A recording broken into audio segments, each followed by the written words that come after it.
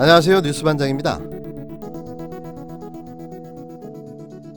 저희는 지금 그래서 총선 후에 지금은 저희들이 지금 소수당으로 돼 있기 때문에 저희들이 탄핵 발의를 하더라도 이게 추진이 되지 않지만은 이번 국회의원 선거를 통해서 저희들이 제1당이 되거나 숫자가 많아지게 되면은 탄핵을 추진할 수 있게 될 것입니다. 그리고 그 과정에서 역시 청와대가 몸통이라는 게 드러나면은 저희들은 탄핵을 추진하겠다라는 것입니다.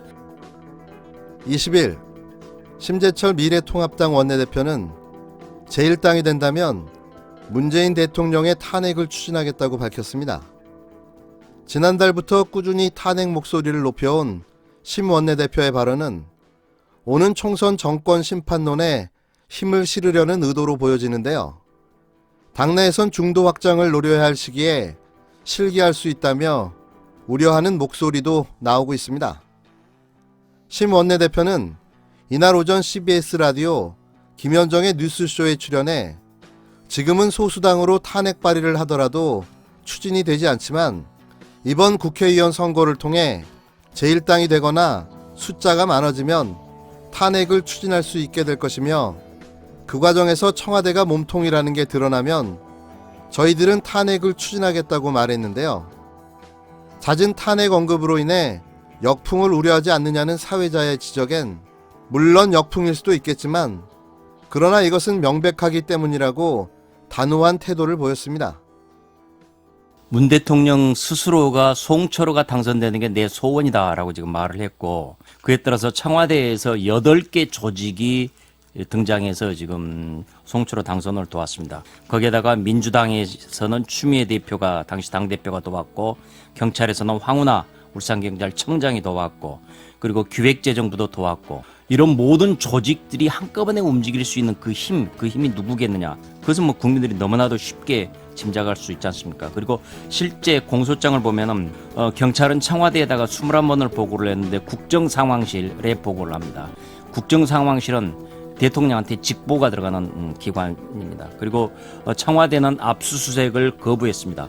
법원이 발급한 영장을 거부했다는 거 무엇인가 그만큼 꿀린다는 얘기밖에는 안 되는 겁니다. 거기다가 추미애 장관은 공소장 공개조차 거부했습니다. 이런 모든 것들로 봐서 과연 몸통이 누구겠느냐 국민들이 너무나도 쉽게 짐작할 수 있을 것입니다.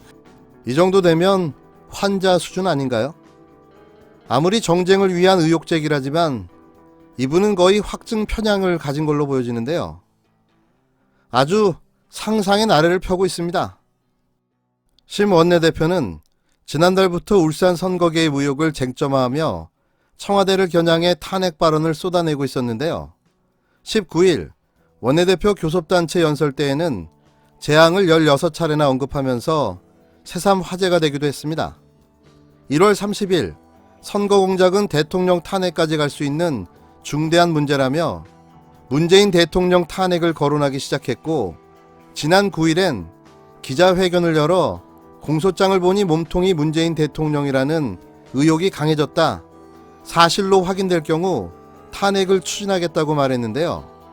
10일 원내대책회의 때도 문 대통령이 실토하지 않는다면 21대 국회가 구성된 뒤 곧바로 국정조사와 특검을 추진하겠다. 추미애 법무부 장관을 형사고발하고 탄핵 소추안을 발의하겠다고 강조하는 등 현 정권 전반에 걸친 탄핵 언급 강도를 높여왔습니다.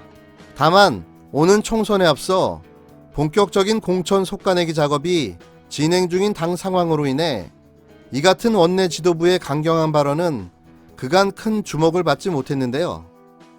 당내에선 오히려 조심스러워하는 분위기도 감지됩니다. 당 관계자는 당의 인적 쇄신에 대한 국민적 관심이 모이고 있는 상황에서 중도층까지 사로잡아야 하는데 굳이 이 시점에 상대 지지자들의 결집만 자초할 수 있다고 우려했는데요.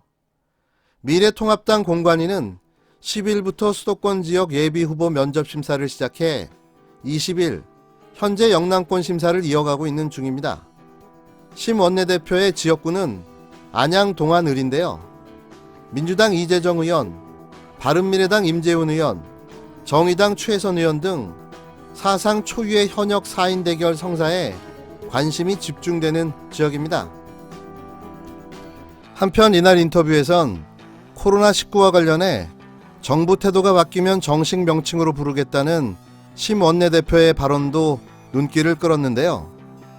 미래통합당이 세계보건기구나 질병관리본부가 공고한 정식 명칭이 아닌 우한 폐렴을 사용하고 있는 점에 대해 심재철 원내대표는 제대로 대응조차 하지 못하면서 중국 신기만 살피고 있는 점을 상기시키기 위해서라도 일부러 그 명칭을 쓰고 있는 것이라며 민주당이 태도를 올바르게 잡으면 당연히 코로나19라는 정식 명칭으로 부르겠다고 말했습니다.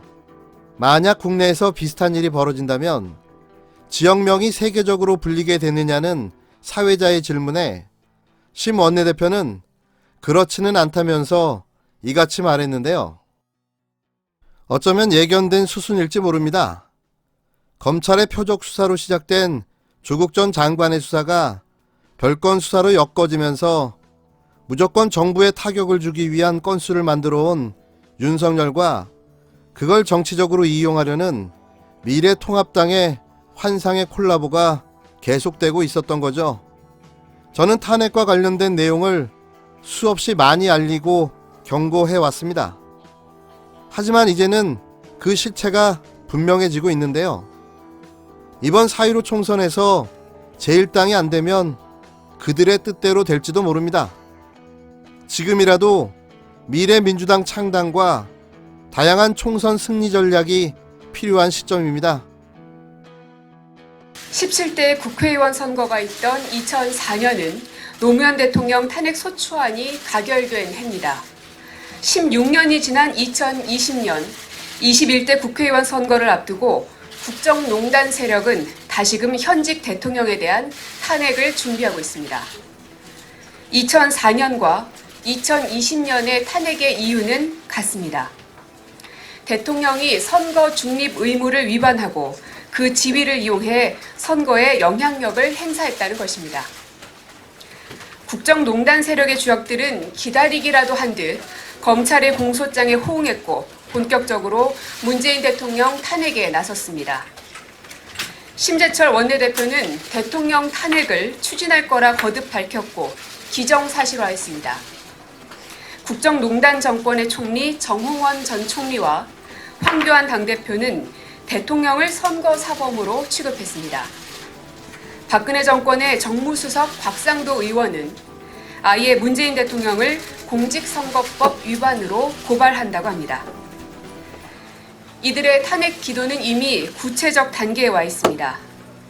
반문 연대로 헤쳐 모인 미래통합당과 이들의 불법 위성정당 미래한국당이 그 증거입니다. 국민의 정치적 의사 형성을 인위적으로 왜곡해가면서까지 다수당이 되겠다는 이들의 맹목성은 그 자체로 탄핵 추진의 다름 아닙니다. 국민이 명령하지 않은 탄핵은 월권입니다. 미래통합당은 정권 심판을 내세우지만 그 본질은 총선 후 대통령 탄핵입니다. 총선 후 탄핵 추진은 국정 중단으로 인한 극심한 혼란을 초래합니다. 막아야 합니다. 16년 전 노무현을 대통령으로 인정할 수 없다며 탄핵을 도모한 이들의 후예들은 다시금 그 역사를 반복하려 하고 있습니다. 3년 전 탄핵당한 국정농단 세력들에 경고합니다. 국민의 동의를 얻지 못한 반민주적 탄핵 기도가 어떤 파국을 맞이했는지 되짚어보기 바랍니다. 언론이 공개한 울산시장 부정선거 공수장이 말해주듯이 지금 대한민국은 문재인 정권에 의해서 사정없이 유린당하고 있습니다. 대통령 모르게 저질렀을 것이라고 하는 것은 상상조차 안 되는 기획형 집단 선거부정 범죄입니다. 언제까지 문재인 대통령이 침묵과 외면 뒤에 숨을 수 있을지 의문입니다. 더 절망적인 패배와 심판으로 되돌아오게 될 것입니다. 대통령이 실토를 하지 않는다면 우리는 총선 후 21대 국회가 구성되면 곧바로 국정조사와 특검을 추진하겠습니다. 그걸 통해 문 대통령의 연루 사실이 조금이라도 나온다면 대통령에 대한 탄핵을 추진할 것입니다. 대통령이 선거 공작에 관여했다면 국민들도 당연히 탄핵을 외칠 것입니다.